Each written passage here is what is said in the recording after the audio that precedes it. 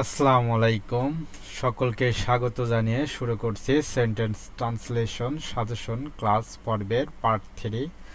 এর আগে পার্ট 1 এবং পার্ট 2 দেওয়া হয়েছে আমার ইউটিউব চ্যানেলে। যারা দেখেননি প্লেলিস্ট থেকে বা ভিডিও ডেসক্রিপশন থেকে দেখে নেবেন। আজকে আপনাদের জন্য রয়েছে বাছাইকৃত কয়েকটি সেন্টেন্স ট্রান্সলেশন। এগুলো দেখুন এবং পড়ে রাখবেন, অবশ্যই উপকৃত হবেন ইনশাআল্লাহ।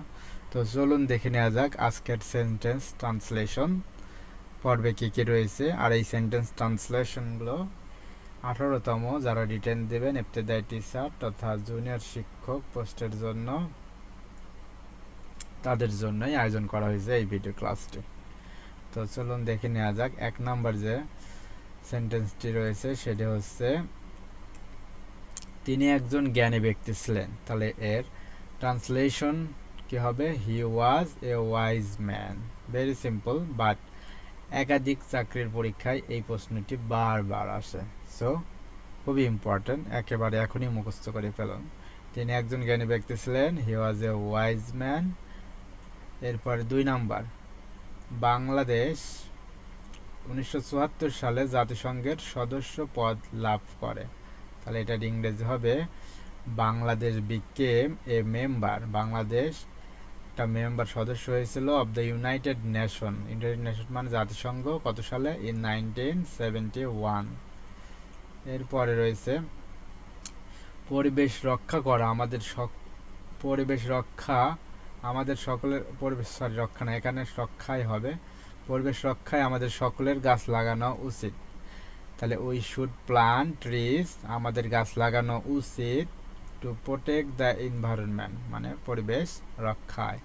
এরপরে রয়েছে, ফুলের সৌন্দর্য সবাইকে মুগ্ধ করে। ট্রান্সলেশনটি হবে, দ্য বিউটি অফ ফ্লাওয়ার্স, ফুলের সৌন্দর্য ফ্যাসিনেটস এভরিওয়ান, সকলকে মুগ্ধ করে।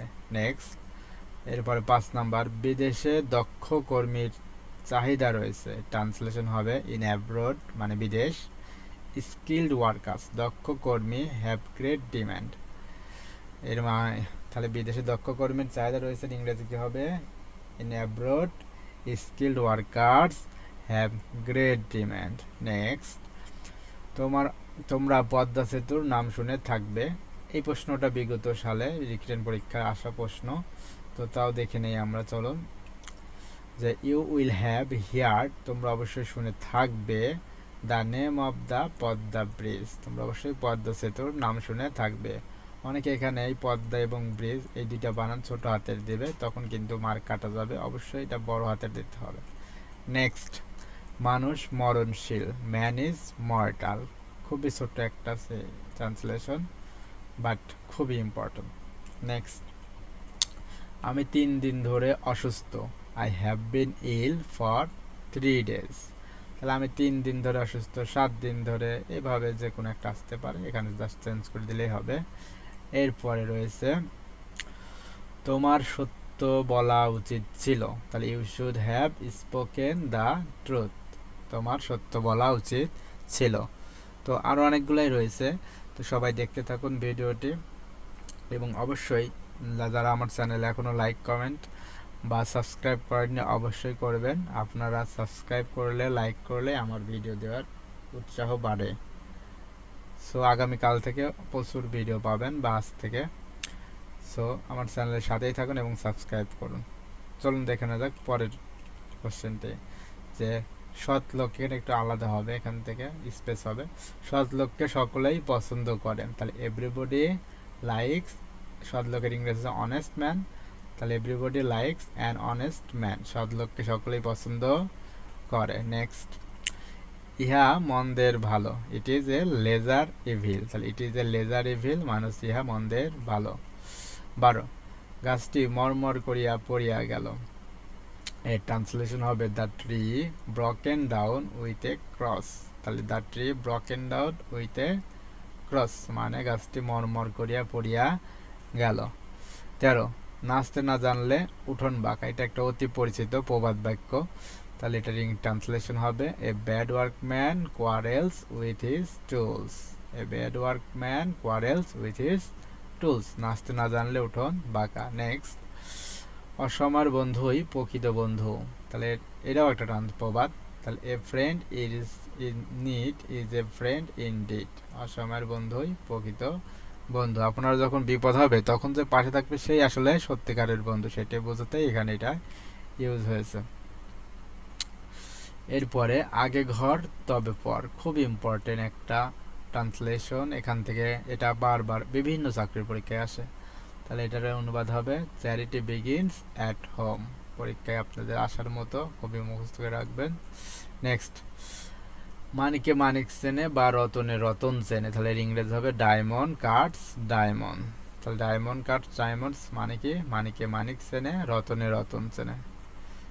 এরপরে রয়েছে বলা সহজ করা কঠিন। আমরা অনেকেই ভাবতেছি যে পরীক্ষায় বসলেই পাশ করে ফেলবো, বাট এটা বলা সহজ করা কঠিন। অনেকেই পরীক্ষা দেয় কিন্তু সবাই পাশ করে না। আপনাকে কঠোর পরিশ্রম করতে হবে, রেগুলার, আর বেশি সময় নেই, পড়তে থাকুন। তো এটার ইংরেজিটাকে ইজিয়ার সেইড দ্যান ডান এইটা লেখা যায়, অথবা it is easy to save but difficult to do. এইটাই নিচেরটাই বেশি লেখা হয়, উপরটা দুইটা একটা লিখলেই আপনি মার্ক পাবেন।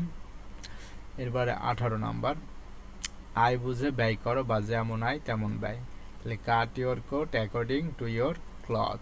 এরপরে আপনাদের জন্য 19 নম্বর রয়েছে সময়ের 1 ফোর অসময়ের 10 ফোর। এর ইংলিশ হবে এ স্টিটস ইন টাইম সেভস 9। তাহলে স্টিটস ইন টাইম সেভস 9, সময়ের 1 ফোর অসময়ের 10 ফোর। এরপরে রয়েছে 20 নাম্বার, শেষ রক্ষায় রক্ষা, অথবা শেষ ভালো যার সব ভালো তার, অথবা আমরা বলে থাকি উস্তাদের মার শেষ রাত্রে। তাহলে এই তিনটা বাংলার যে কোনো একটা আসলেই আপনি কি লিখবেন, all's well that's ends well. আপনাদেরও যেন কি হয়, শেষ ভালো হয়। আপনারা সবাই এতদিন ভালো করে প্রস্তুতি নিয়েছেন, আর যে কয়টা দিন আছে গভীর মনোযোগে প্রস্তুতি নেন এবং উপকারী কিছু ভিডিও পেতে আমার এই চ্যানেলের সাথেই থাকবেন, ইনশাল্লাহ উপকৃত হবেন। আমি 17তমতে পাশ করেছি, সেই অভিজ্ঞতা থেকেই আপনাদের ক্লাস দেই। এরপরে আপনাদের জন্য আজকের শেষ ট্রান্সলেশন, ভীরুরা মরার আগে দুবার মরে বা দুবেলা মরে। তাহলে এর ইংলিশ হবে cowards cowards die many times before they are dead. তো এই ছিল আপনাদের সেন্টেন্স ট্রান্সলেশন সাজেশনের পার্ট 3 এর 21টি ট্রান্সলেশন। আরও কয়েকটি পার্ট পাবেন ইনশাআল্লাহ, আপনাদেরকে দেওয়া হবে। প্রতিদিনের পার্ট প্রতিদিন করে মুখস্থ করে ফেলবেন, ইনশাআল্লাহ এখান থেকে অনেকগুলাই কমন পেতে পারেন। তো এতক্ষণ ধৈর্য ধরে ভিডিওটি দেখার জন্য সকলকে ধন্যবাদ। আসসালামু আলাইকুম।